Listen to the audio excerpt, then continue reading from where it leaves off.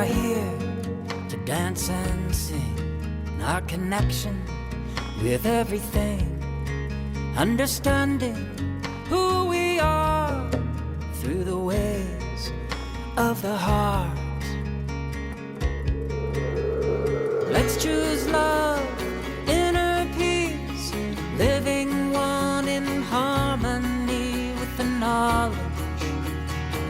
At our core, we are the ones we've been waiting for. We can do it with the truth and bring new light into all we do. We are love at our best in the we consciousness.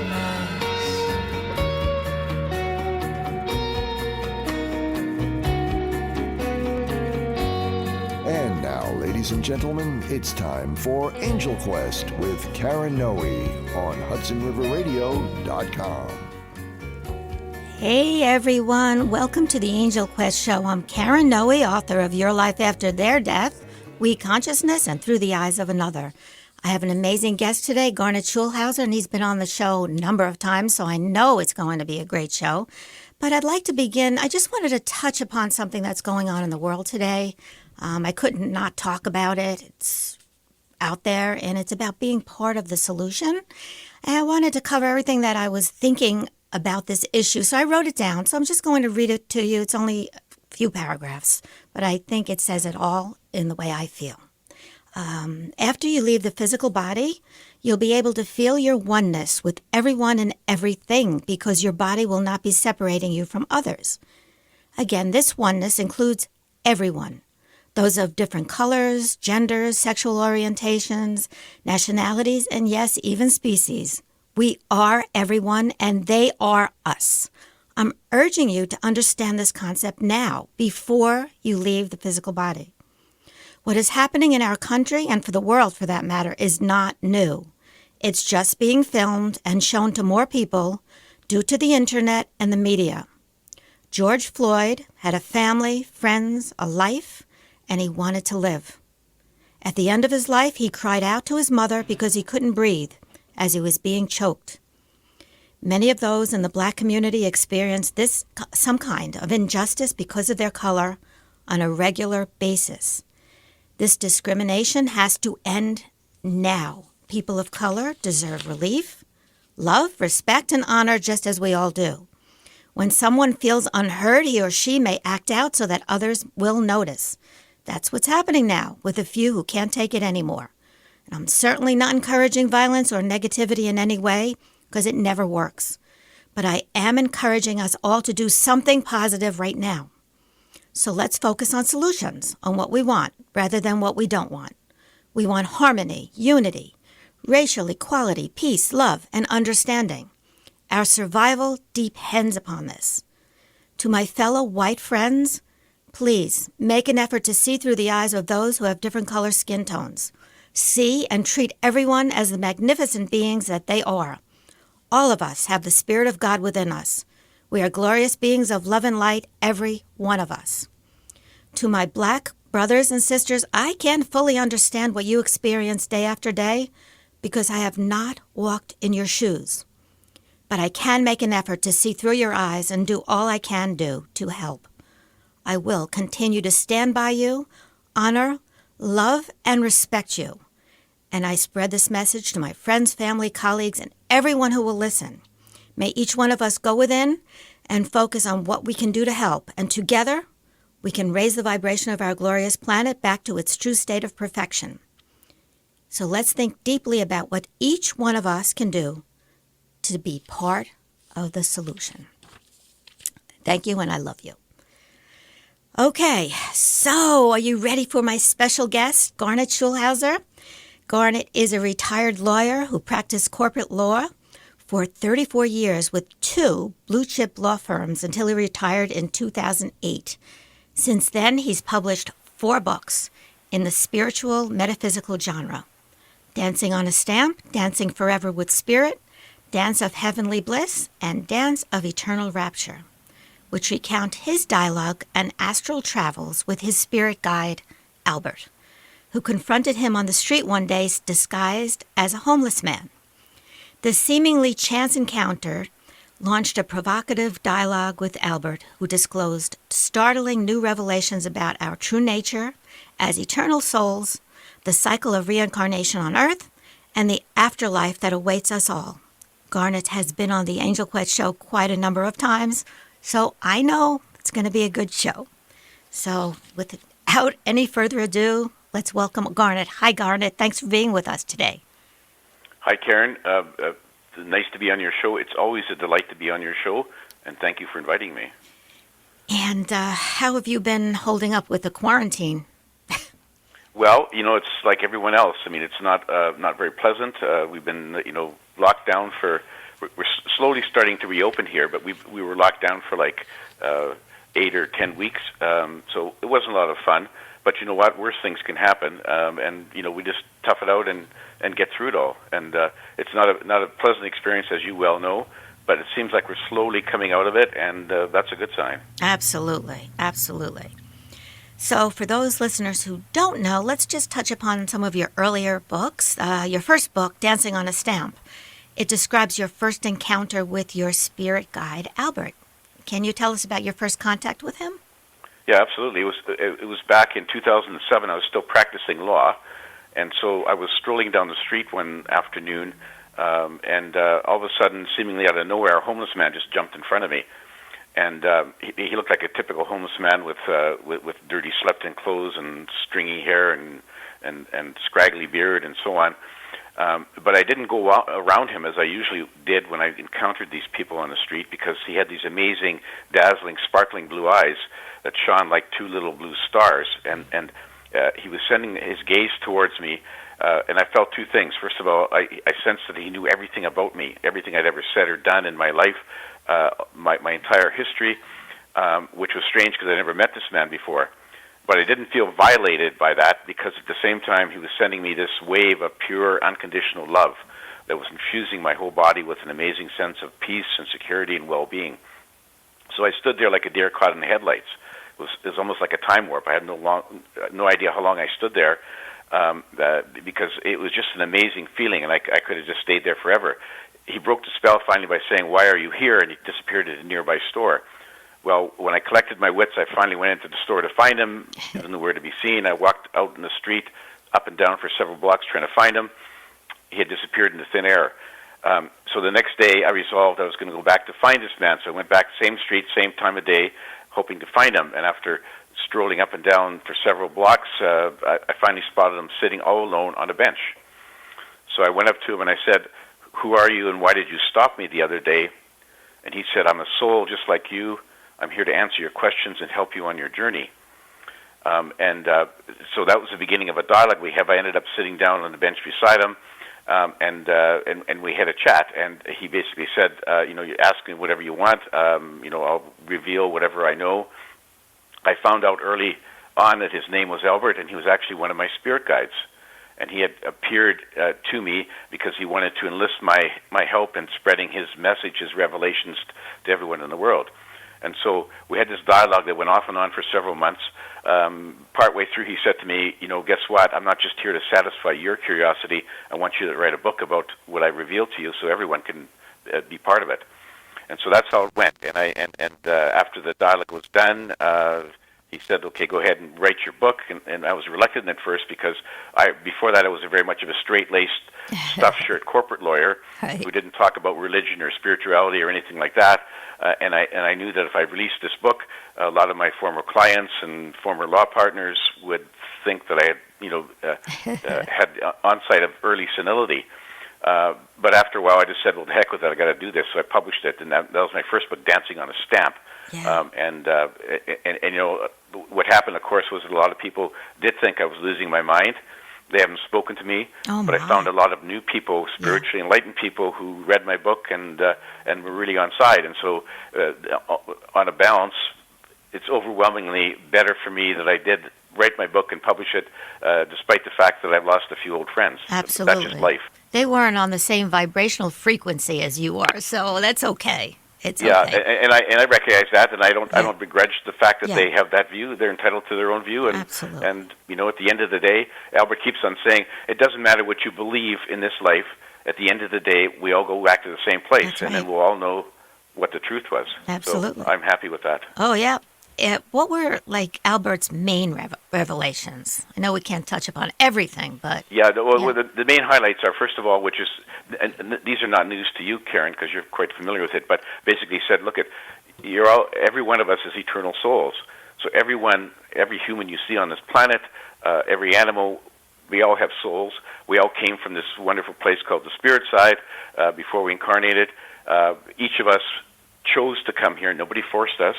And before that, we did a life plan in which we sort of set out what we wanted to try to accomplish in this life, like where we'd be born and the identity of our parents and siblings and so on.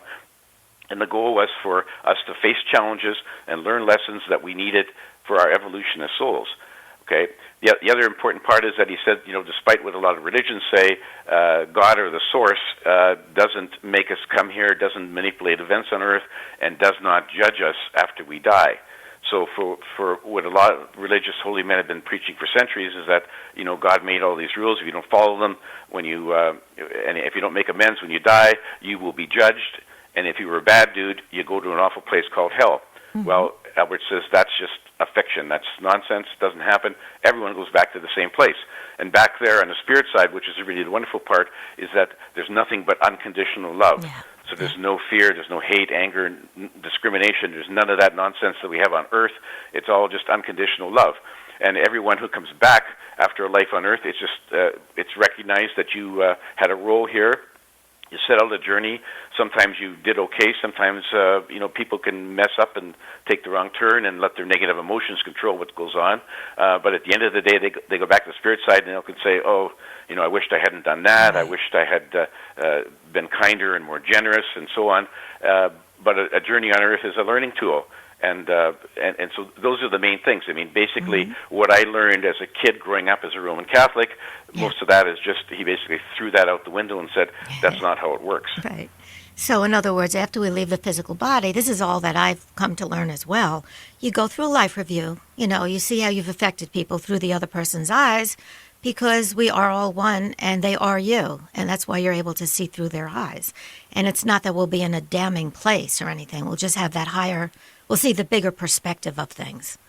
Yeah, that's right. And when we get back to spirit side, we do see the bigger perspective. We understand sort of how the cycle of reincarnation works. Mm-hmm. We understand why we went there, why everyone else went there, and we understand that people can, do bad things when they're on Earth because they don't remember where they came from. Yeah. And the thought of, or the feeling of unconditional love seems to, it gets lost, and it's when you're down here on Earth, and we end up sometimes battling our negative emotions or battling other people who have negative emotions, and so it's a struggle, but it was intended to be. People, and the souls who incarnate on planet Earth, they know beforehand what's likely to happen, and all they have to do is say, well, I got to try to resolve to be a better person and try to extend some of this unconditional love I feel now, on Earth when I'm there.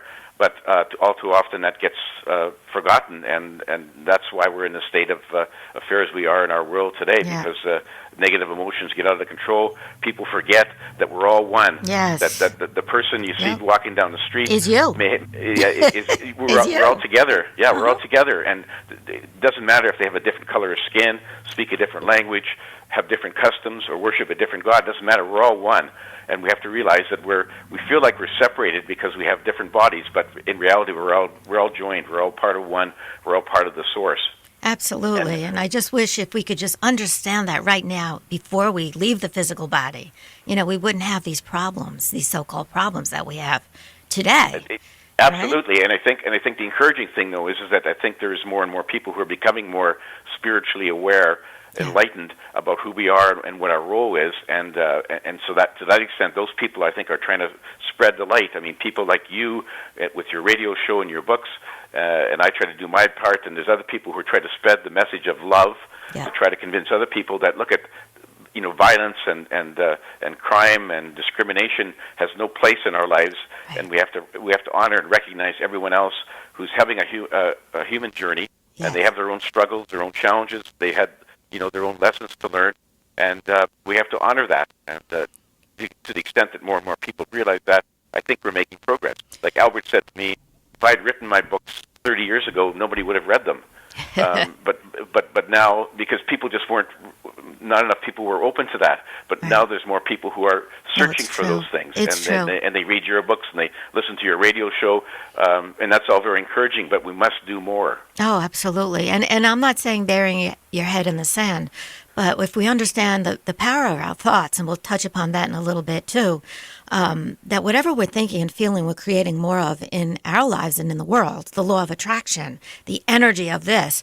So therefore, we have to focus on solutions to the problems, to focus on what we want, which is unity and love, right? Yeah, absolutely. But you could and that's where we have to go, and that's why Albert, my spirit guide, keeps on telling me it's incumbent on me and other people like you and other people who have radio shows and write books, incumbent on us to keep Yes. on sending the message out, telling it to our friends and family and our neighbors and everybody else, and eventually, one step at a time, we can change things, and they have been changing over the last 30 Yes. years, Yes. but we have to sort of keep up the campaign, and we can't relax, and we can't sort of, like you say, put your head in the sand and say, well, that's not me. I'm a good person. I know what's going absolutely. on. We have to acknowledge what's happening, and we have to make it better. Absolutely. Understand who we are, and we are all one, and understand and love everybody, and tell people, and not help. Some people just don't understand that, and that's what our message is. Anyway, I'm glad we're touching upon that. It's really important. Karen, you and I are certainly on the same page and have been for a long time, Yes. and that's gratifying to me. Oh, that's why you've been on the show a number of times. I resonate with your message, and just thank you for what you're doing. Yeah. Oh, well, and thank you for what you're doing, and thank you for having me on the show. And hopefully, we can convert a few people out there listening to our way of thinking, which is what we have to do. Yes. So your books are fascinating, and your second book, Dancing Forever with Spirit, it describes a series of astral adventures you took with Albert. And how did that come about? Well, it just came about after my initial dialogue with Albert, where it was basically by telepathy, question and answer. He then showed up in my life in another way. I woke up in my bed one night, and I saw this ghost-like apparition standing in the doorway. Didn't know what that was, but as I moved closer to my bed, I could see it was my old friend and guide, Albert. He was in astral form.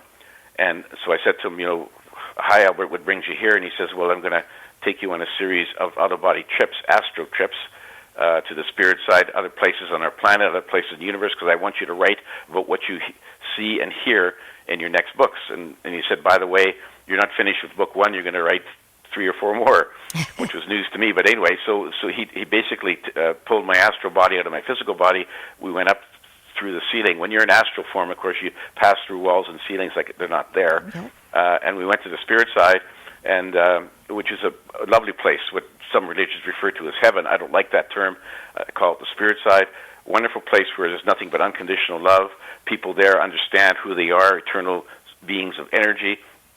And there's no crime, there's no hardship, no suffering, pain, anything. It's just a wonderful place, and that's our true home. That's where we really belong, Karen. We just make sort of side sojourns to planets like Earth to learn about what it's like to live in a physical body, but that's really our true home.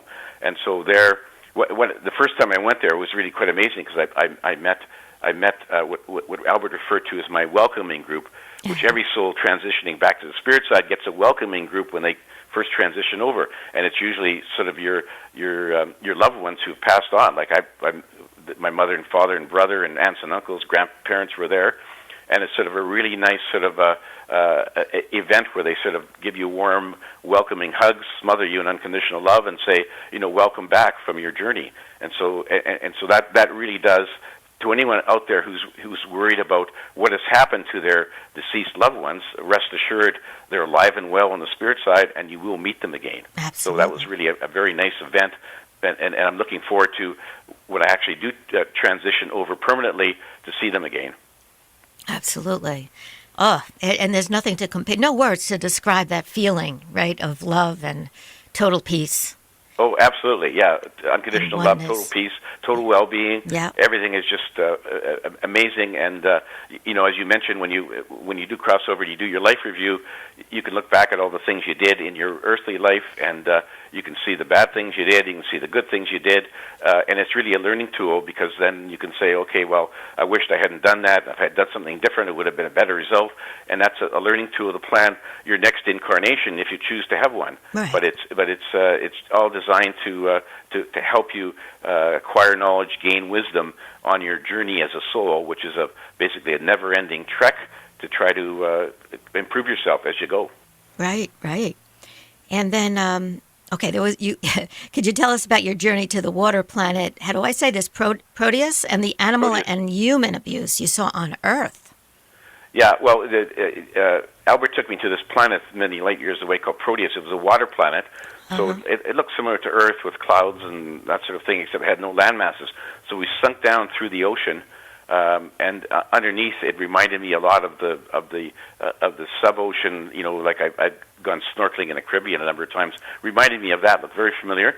We ended up talking to a humpback whale and a dolphin, and basically they said that.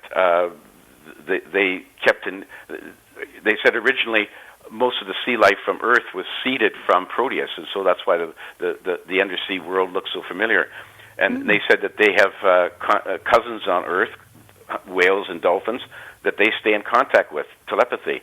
And what they said was that they're really sorry about what they hear from their cousins on Earth, because their cousins on Earth, the whales and dolphins, and a lot of other creatures, are really upset about the abuse that humans have heaped on them over the years. I mean, the hunting and killing and trapping and imprisoning in water parks. And they say this sort of abuse should stop. It's got to stop, because the people there, the creatures on Earth, are really very intelligent, emotional beings. And they don't understand why humans are abusing them the way they have. And their plea was for me to go back and tell my fellow humans, look, stop abusing the other animals on your planet. They have feelings, they have emotions, and they have their own place in the universe, and we need to start treating them with dignity and respect. And so that was the message I got from there. Hallelujah. And of course, yes. Absolutely. I said hallelujah. Yeah, and so that was the message. And in fact, that was reinforced, because in another of my trips, I did speak with a killer whale in one of the aquariums, one of the water parks, and she basically said, she reiterated what they said on Proteus. She said, look, I used to be a free swimming orca in the Pacific, and then I was captured and put into this water park. And she says, it's just not right. Like, I don't want to be in this concrete prison. I want to be out free in the ocean swimming around, and I don't want to have to do silly tricks for the spectators who gawk at me in these water parks. Like, it's just not fair. I didn't do anything to humans. Why are they doing this to me? Right. And that's been echoed over and over in a lot of my trips, is that humans have just been way too abusive to other animals on our planet, and it really has to stop, because it's just not fair. Absolutely. And it's just a reflection of the fact that humans on Earth are very arrogant, and they think that they're the only species that's important, and the rest of them are just subservient animals who are there to do what humans want. And they have no regard for the feelings of these animals, and they do have feelings. They have emotions and feelings just like we do. Yes, they do. They are part of who we are. We are all one. Yeah. So we have to take a quick break, but we will be right back. This is HudsonRiverRadio.com, your local Rockland County station. Ski Barn, live life outside. We are happy to announce that we will be reopening our doors on June 15th, just in time to help you transform your outdoor living space into an oasis. The warm weather and long days are here, so what better way to enjoy this time at home with loved ones than in your backyard? We have a vast selection of patio furniture, fire pits, Weber grills, outdoor dining sets, cushions, umbrellas, and so much more. Home consultation by Ski Barn's decorators are available free of charge. We specialize in custom orders. And your outdoor furniture will be delivered and set up by Ski Barn's own delivery team. We'll even deliver to the Jersey Shore. Your purchase is backed by Ski Barn's 40-plus years of commitment and personal service. Quality outdoor furniture at Ski Barn in Paramus, Wayne, Lawrenceville, and Shrewsbury. Please call stores for hours. And check us out online at skibarn.com. Ski Barn thanks you for supporting small businesses. Ski Barn, the goods, the people, the passion. Uncertain times. Lately, these words have become all too common. It's a soft way of saying no one knows when this will all end or how bad it will get. But some things are certain. People are losing their jobs, but not their debts. At Bromwich & Smith, a licensed insolvency trustee, we want to offer a different kind of certainty: government-legislated debt forgiveness. To learn about consumer proposals, a flexible, federally protected alternative to bankruptcy, visit certaintimes.ca. Hi, I'm Green Diva Mag. And I'm Green Diva Max. Sip that cup of organic fair trade, Joe. And tune in to the Green Divas, Saturday mornings at 10 a.m., right here on HudsonRiverRadio.com. HudsonRiverRadio.com, your local Rockland County station. All right, welcome back. Garnet, I could talk to you for hours and hours about each topic, especially the animal one, and oh my goodness. So, are you still there? Yes, I am. All right. Did you want to say anything else about the animals before we go on to the next question? No, it's just that people really, just to reiterate, people have to realize that animals have souls just like we do.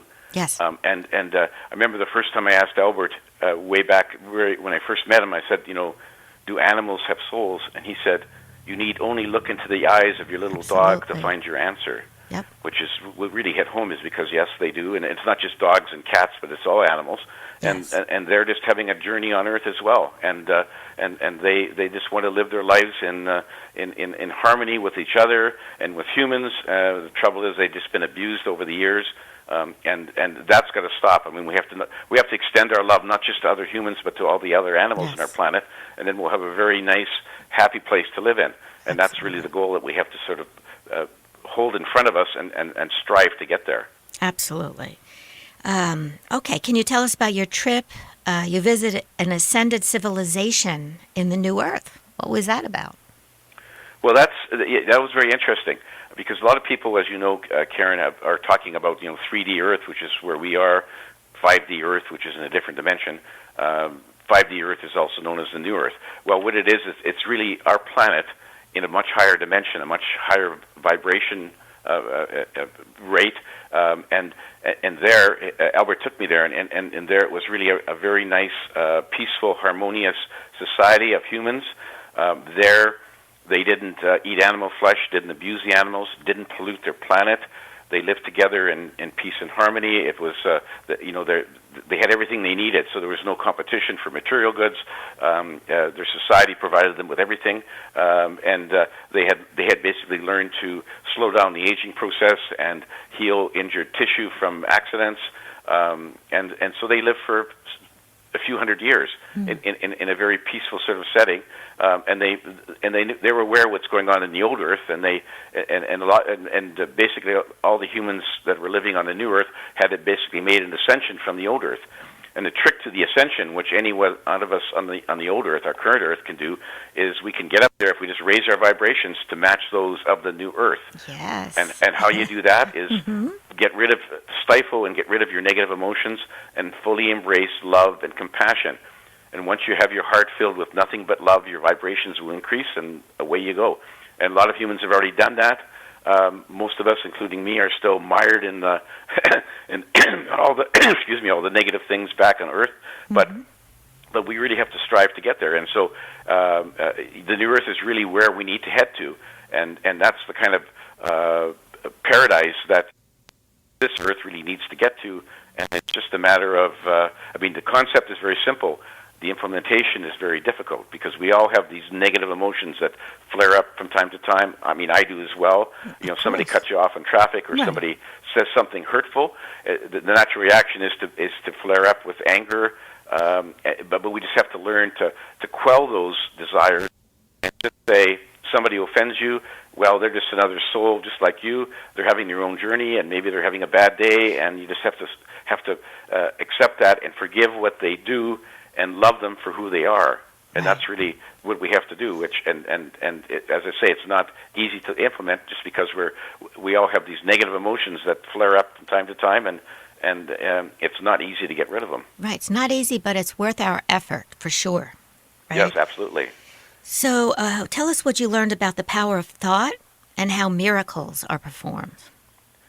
Well, thoughts are basically beams of energy, and they when you think a thought, it sort of fans out from the person who's thinking them, and those beams of energy can affect other thoughts, other energy, other matter in the universe, and the more focused your thoughts are, the more likely they will have an effect on other matter and energy, and so that's why like an unfocused thought that most of us have is sort of like the beam from a flashlight, which is not as powerful as a laser beam, because laser beam is very focused, coherent waves of light. And so people who have performed miracles over the ages, like the ones that attributed to Jesus Christ and to other people in the Bible and other scriptures, that was really a function of those individuals who were incarnated as humans who learned to focus their thoughts into very powerful beams of energy. And so that's why Jesus Christ could, walk on water and turn water into wine and raise people from the dead, because he had learned to do this. And that's something that all humans potentially have the ability to do so. We just have to start learning to use more of our brains and learn to focus our thoughts more.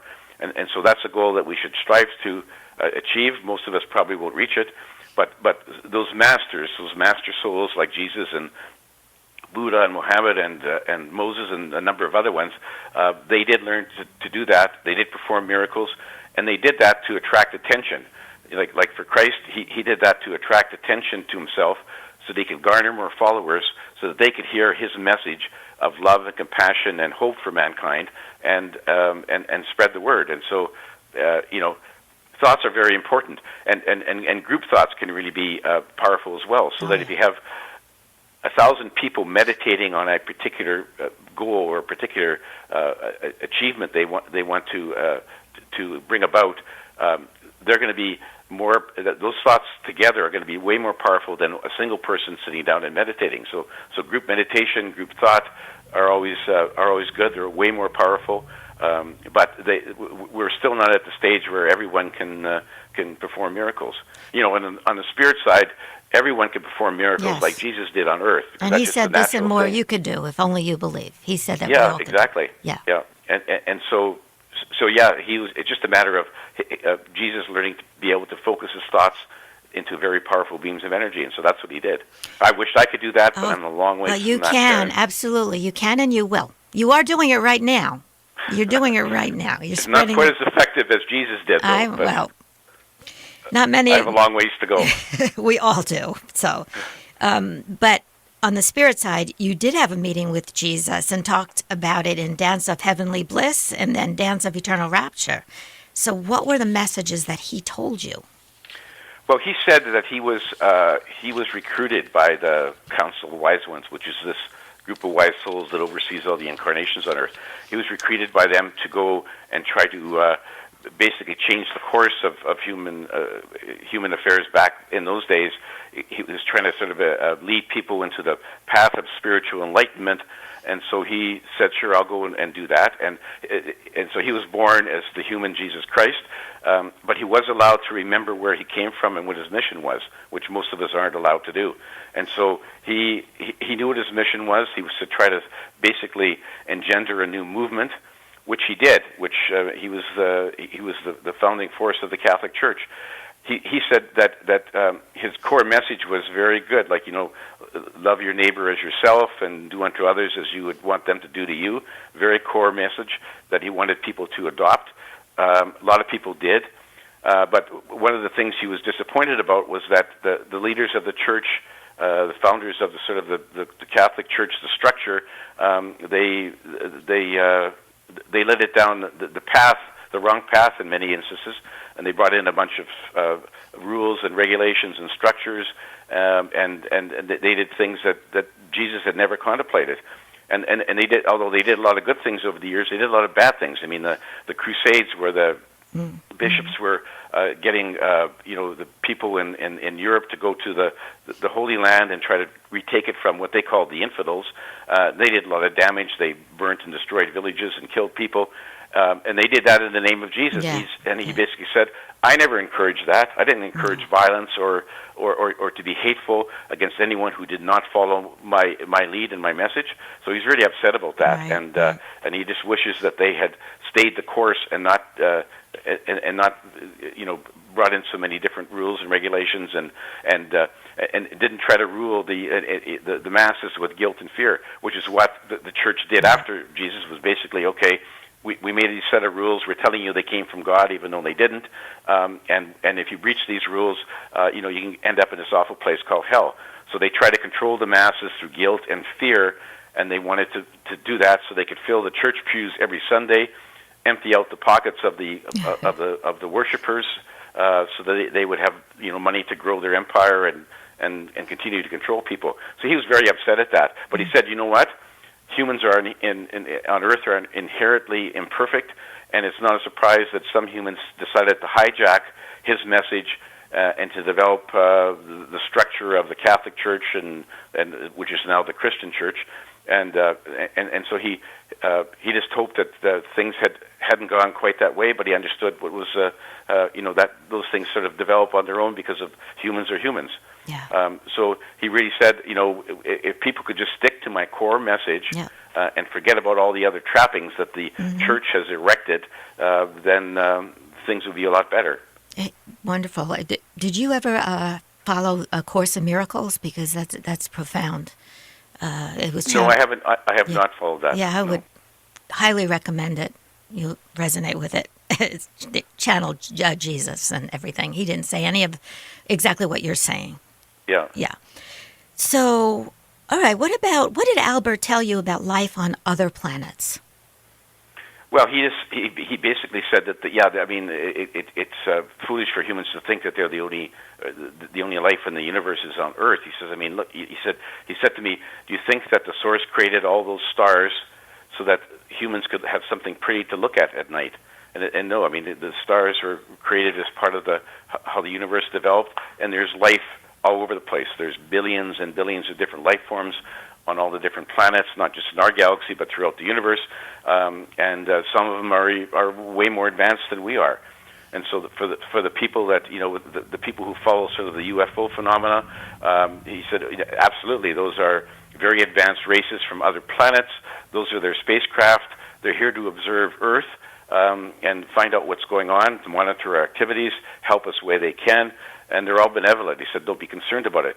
But he said that there's, we're just a very small little piece of the universal life that's throughout the universe, and eventually we're going to figure this out. But historically, humans always thought that we're the most important species in the universe, and the only life is on Earth, which is really totally untrue. It's life as we know it, but not right in the universe.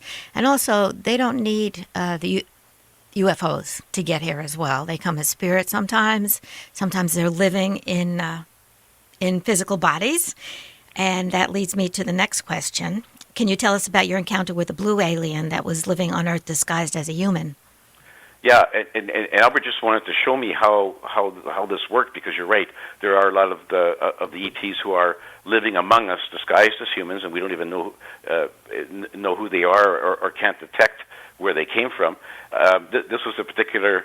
It was in a university in England, and I stated in my book it was University of Oxford, but it wasn't. I just changed the name, so I didn't want people, prodding through there. But this was a professor in the medical school, and we watched as she came out of the university and sat down and had her lunch on the bench. And Albert brought me over to her, and he introduced me as her to me as being an alien from a planet many light years away. She morphed back into her normal shape, and she was a blue humanoid, basically. And her disguise was based upon a very sophisticated holographic projector that she had, which made her appear in every sense like a human and even feel like a human.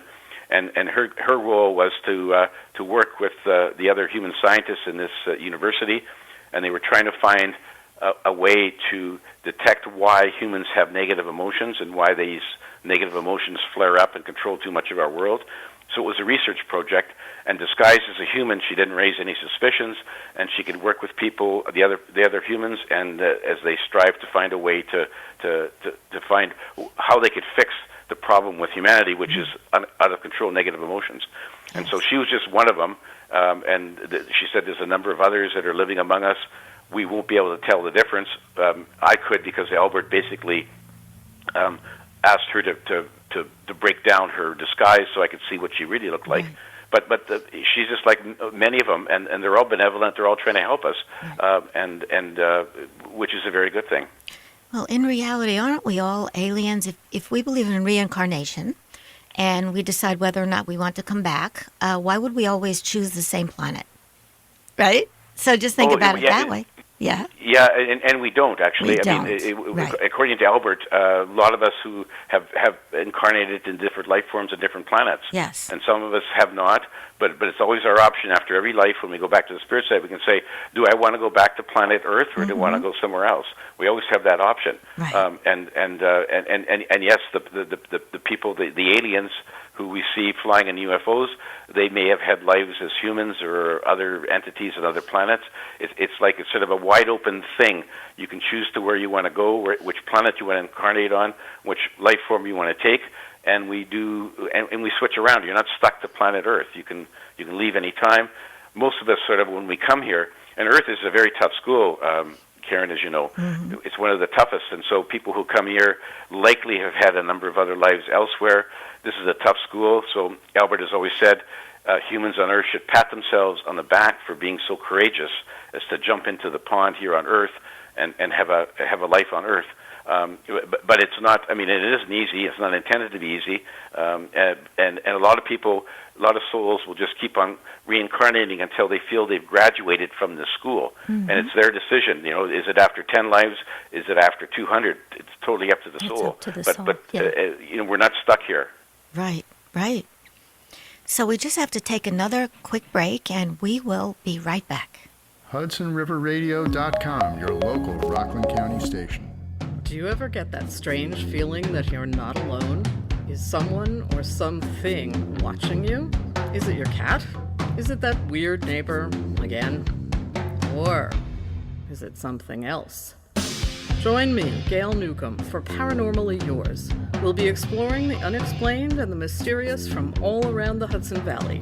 Join me for Paranormally Yours on the first Saturday of every month at 9 a.m. right here on HudsonRiverRadio.com. Did you know that there have been over 30,000 reported cases of UFOs in the Hudson Valley? What happens to people when they have very close encounters and missing time? I'm Linda Zimmerman. I'm Michael Warden. Join us for UFO Headquarters. We'll dig into some of the most intense and unnerving UFO sightings that happened right here in our backyard. And we invite you to call in and join us on Facebook Live to share your experiences. UFO Headquarters on the second Monday of every month, right here on HudsonRiverRadio.com. And don't forget to subscribe to the podcast in our app or on Apple Podcasts or wherever you get your podcasts. Streaming live from Stony Point, this is HudsonRiverRadio.com, your local Rockland County station. All right, we are back. So I had another question I was very curious about. What did you learn from your meeting with Eloah, the voice of Source? Well, Eloah is very interesting. He was the voice of the Source. He was a very wise and compassionate spirit entity. And he basically explained to me sort of how the universe all came about. And he said, you know, initially there was just a sort of there was a void and there was a singularity of energy that was the source, you know, all just floating in the void, and the source decided to expand out and fill the void. So there was basically an explosion of energy out from this point, which the scientists call the Big Bang, and this energy fanned out to fill the void, and eventually congealed into matter, which formed the stars and the planets and all the other things we see in the universe. And the source did that just so that to enjoy what it had created. So in other words, to fulfill its desire to know itself better. And then the source created individual aspects of itself, souls, which spun out from the source to go and explore the universe it had created.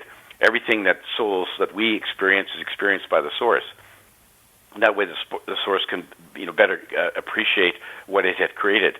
And so that's sort of the origin of the universe. And then the source basically built in a randomness factor, so that every now and then the first universe would split into two, just like how the cells of the human body divide. And then those two universes split into two more, and that's been going on for a long time. So now we have a bunch of different parallel universes that all have that aren't identical because they're different because of the interaction of matter and energy in each of the universes, and so it's a constant sort of a process going on, and so the universe that we're in with Earth, there are a number of other parallel universes where Earth exists, and they're not all identical because things do change, and they change basically because of how the matter was formed.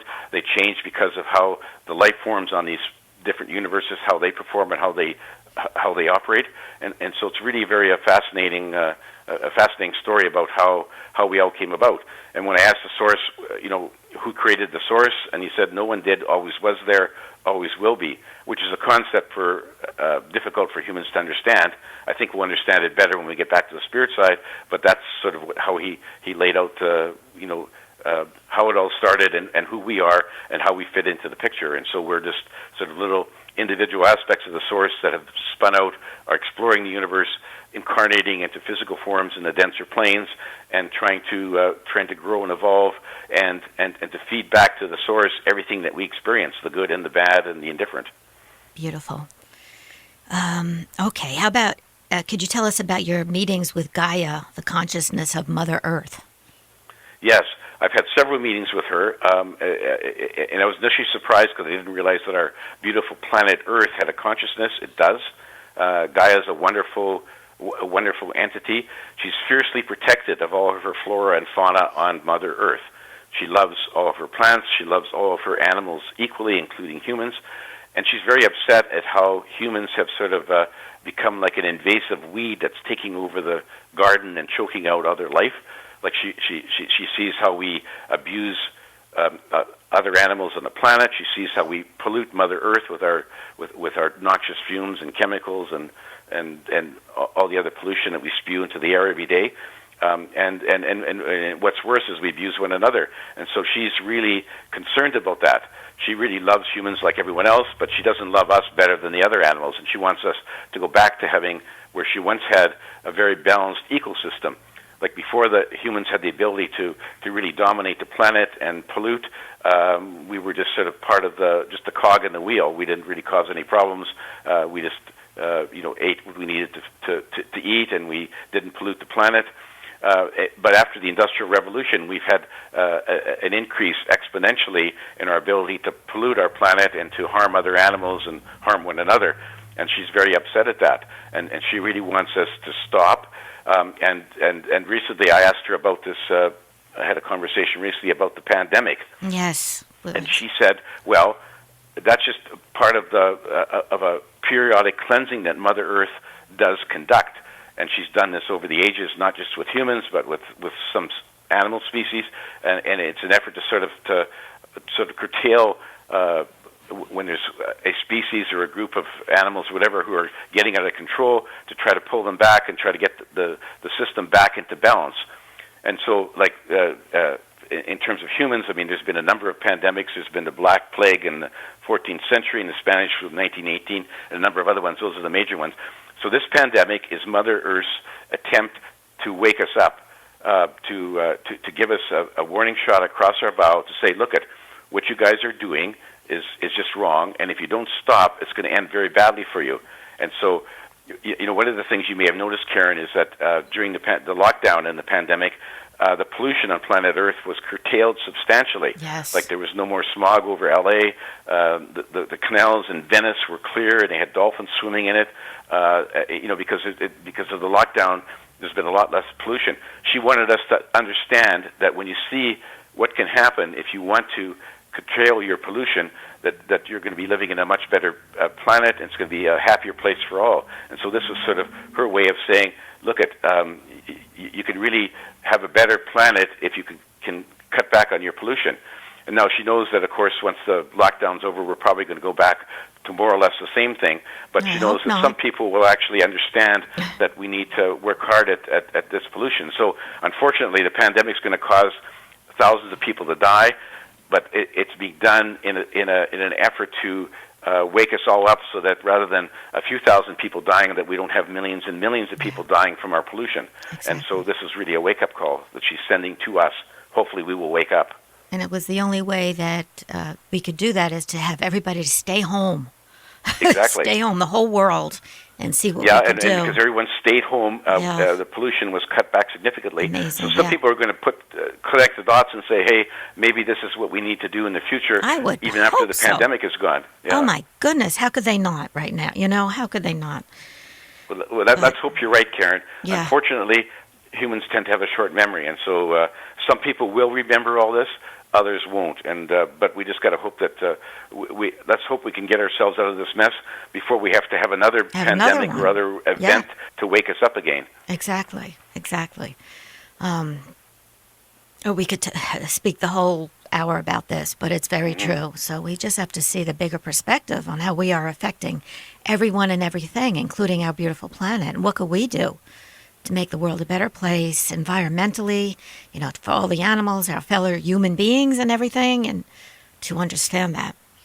So let me see. You have so many things to talk about. On one of your astral trips with Albert, you also met Mohammed. So what did he tell you? Well, Mohammed was very interesting. Mohammed, very wise soul, very kind, compassionate. And I asked him about. I said, look, you engendered this the Islam resolution, which is a very large religion on our planet, very influential. Some people think it's a negative kind of religion because of the Islamic jihadists. But for the most part, it's a very.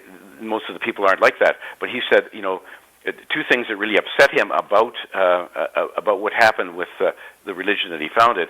First of all, he said it was never his intention to in any way suggest that women were second-class citizens, and that his religion was not supposed to render women put them in a situation where the men could abuse them and subjugate them in the name of religion. He said never his intention. It's not part of his religion. Very disappointed in the fact that a number of Muslim countries still subjugate their women, which is just a tragedy, because he said he always felt that women and men should be equal. So he's upset at that. He's also upset at how some of the radical elements of the religion, the jihadists, have basically hijacked the religion, and they've gone out and they've inflicted violence and conflict and terrorist acts on other people. And they do that in the name of religion. He said, well, again, I never, just like Jesus, I never propagated violence against other people because they weren't of the same religion. And he said, really, I wanted to have a peaceful society that honored one another and lived in harmony. So not unlike Jesus Christ. I mean, they both had the same goal. But as with the Christian church, some elements of the Muslim people have gone off track. And he was just really upset about that. He said, that's not what I intended. But again, when humans sort of take over from something that somebody started, like him with his message, and they just hijack it, and humans, they just like to, religious leaders like to sort of control people.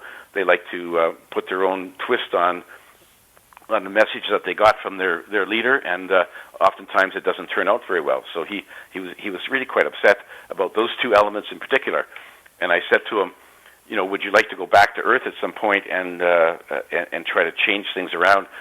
And he said, yeah, he'd love to. He's just waiting for guidance from the council. But and in fact, there is a new development there, which is going to be in my 5th book, and I don't want to disclose it now. But there's going to be some new development with Mohammed and Moses and Jesus. Oh boy, that could be very exciting. But I'm not going to spill the beans right now. Are you writing it right now? I'm almost finished book 5. Well, we'll connect again then, and if not before, for sure. Yeah. That's awesome. So the hour is already winding down, but I had just one, maybe two more questions. Sure. On yet another astral excursion, you encountered an advanced human civilization that managed to eradicate all negative emotions. What'd you learn from them? Well, it was a very advanced civilization. They had their scientists discovered a long time ago that the negative emotions that humans and their civilization had as well were due to a defective gene. And so through genetic engineering, over the years, they managed to eradicate this gene from the human civilization. So now there's no negative emotions, no crime, no violence, no jealousy, no nothing. They all lived together in peace and harmony. They were not too dissimilar from the New Earth, but they were very much. They had a lot more technology. They could travel between the stars. They have visited our planet Earth, and they basically said, you guys really have to try to figure out how to do this. We can't give you the silver bullet to get rid of these the defective gene, but we did it, and if we did it, you can too. And they had a really lovely society. They basically didn't eat animal flesh. They didn't abuse the planet, didn't pollute it. So it was a very harmonious sort of society, and it just shows you that there is hope for us if they can get rid of their negative emotions and live in a very peaceful society. So can we on Earth. And it's just a matter of us putting our heads together to try to get there, whether it be through genetic engineering or otherwise. But it just shows you that humans throughout the universe don't always act the same. And humans on Earth are one of the worst examples of what can go wrong with the human race in terms of their, in our history, the violence, the conflict, the wars, negative emotions. They managed to get rid of that, and that's very encouraging. And one of the things that sort of an interesting aside was that they learned that they manufactured their own food, but they were able to manufacture food to taste just like all the food, the meat products and everything else. Happening even though now on Earth. Starting on Earth, and so they didn't. So they really enjoyed their food. They had lots of restaurants they went to. It was all manufactured. No animals were killed, and they also had this thing which is very interesting that they called the diet pill. Scientists have developed a pill where if you take it, you could eat whatever you want and not gain an ounce, and nothing would harm you. You'd be healthy, and so they really much enjoyed eating and drinking and having desserts and whatever else they want, and they were all very robust and healthy, which I think people on Earth would just love to have. I certainly would. Yeah. I think we all would. Yeah. That's awesome. So do you still have contact with Albert? Yes, I do, yeah. Beautiful. Yeah, and in fact, I've had contact. I just had a conversation with him, a few days ago about what's happening, and I asked him about the... Oh, my goodness, we should have started with that. Yeah. What did he tell you? Yeah, we're probably running out of time, but I did ask him about the George Floyd. Oh, could we go 5-10 minutes more? Is it okay with you? Sure it is. I'd love to hear what he said. He basically said what happened to George Floyd was tragic and horrible. He said that's just something and that's not isolated. He said there's lots of other examples of that go wrong in the U.S. and all around the world, has for centuries. And he says it's a function of people not understanding that we're all one, we're all together, and so people think that there's somebody with black skin, so he's different than me. I should be fearful and mistrustful of him, and I should treat him differently. And he said that's just a tragedy, and that's sort of a great example of what's currently wrong with our human race. And he said, when children are born into this world, babies and young children growing up, as you well know, Karen, they're not built with built-in hate. All they have is love. Their parents love them, their siblings love them, their grandparents do. They have to learn hate, and they learn hate from the adults around them, from their parents, their siblings, their grandparents. And he says that has to stop. It's got to stop right when the children are young, and we have to teach them that we're all the same, we're all together, and we should love one another. And don't even think for a second that because somebody has a different skin color or dresses differently that they are different than us or that they should be feared or distrusted. And that's where it's really got to start. He said the good news about the silver lining about George Floyd's tragedy is that there is this movement, as you know, that's going on around in the U.S. and all around the world, where people are protesting against that sort of systemic discrimination and police brutality. And he said that's good. That's going to make a change, and that's sort of the change that needs to happen. And it won't sort of change everything overnight, but there's a movement to get there. And he says, that's good. And he said, as an aside, he's actually met with George Floyd on the spirit side after he crossed over, and George is basically, as everyone is on the spirit side, happy and doing well. And George is sort of looking back at what happened, and he's basically saying, I know it was horrible to have it happen to me as a human being, but to the extent that my death can engender a new movement on Earth, he says, then it's well worth it. And so people should know that George is alive and well and doing very well on the spirit side. And he's able to see the bigger perspective of what's going to happen because of it. Yeah. So, beautiful. So we have to wind down a little bit. How can our listeners find you and your books? Best place is my website, which is garnetschulhauser.com. That's not easy to remember. You'll have to spell that. Yeah, okay. Okay, it's Garnet. That's my first name, and Schulhauser, and then SCHULHAUSER. So GarnetSchulhauser, one word.com. And there you can find information about all my books. There's buy links to get you onto the Amazon and Barnes & Noble sites. You can buy them with an easy click. There's links to all my social media sites like Facebook, Instagram, YouTube. There's links to all of the recordings of all the radio shows and other interviews I've done, which you can get to from my website. And my email address is there as well. And if people want to ask me a question or give me a comment, I'm happy to hear from them. Wonderful. And so do you have any closing words of wisdom for us at this time? Well, it may seem inappropriate in these troubled times, but Albert has always told me, whenever we were talking about all the bad things that are happening, he said, you know what? He said, you have to, sometimes you just have to sit back and not take life so seriously.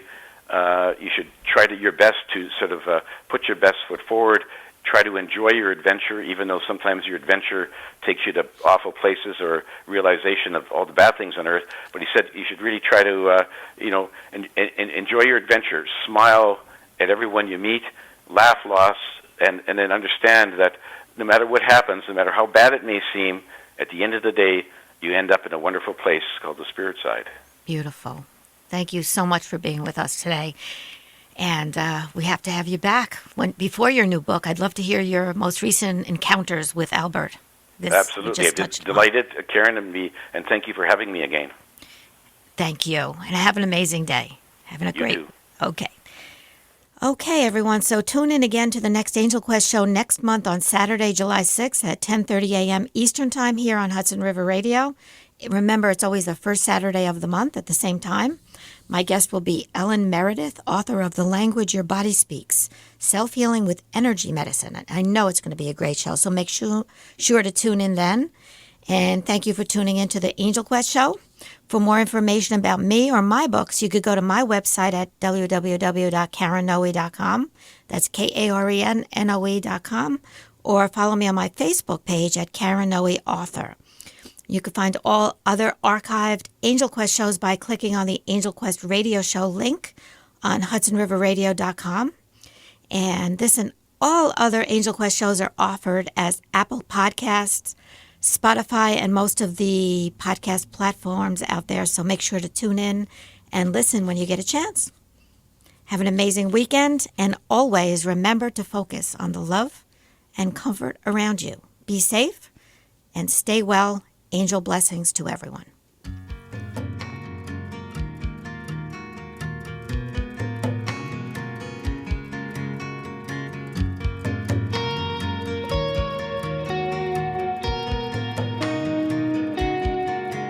From our spirit we perceive we are one humanity, awakening sanctity, awareness and unity.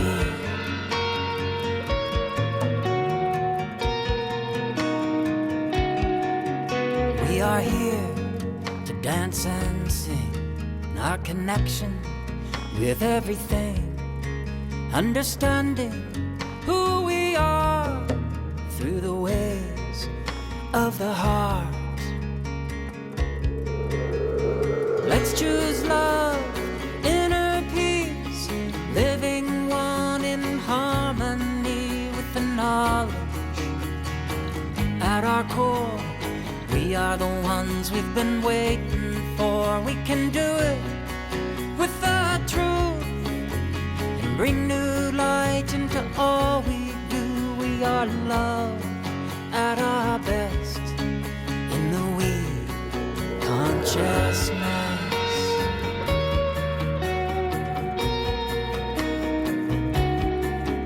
As we grow consciously, we claim sovereignty for our life, land and sea, grounded in equality. Let's choose love, inner peace, living one in harmony with the knowledge. At our core, we are the ones we've been waiting for. We can do it with our truth, bring new light into all we do. We are love at our best in the we consciousness. There's a joy like no other within us all we can discover, looking out for one another, heart to heart, sisters and brothers.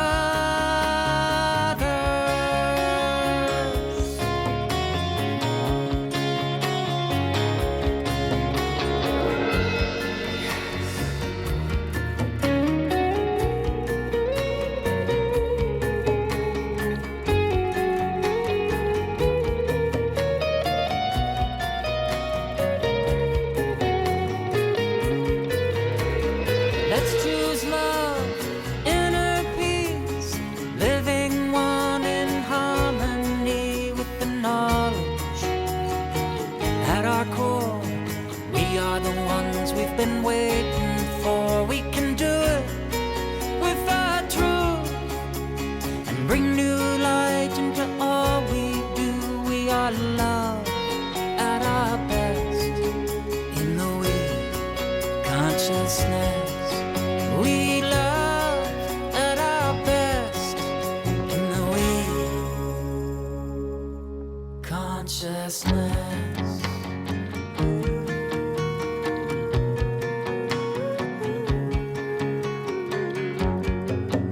Enter into the we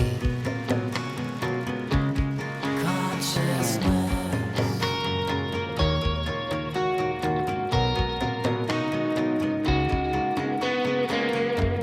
We are all one.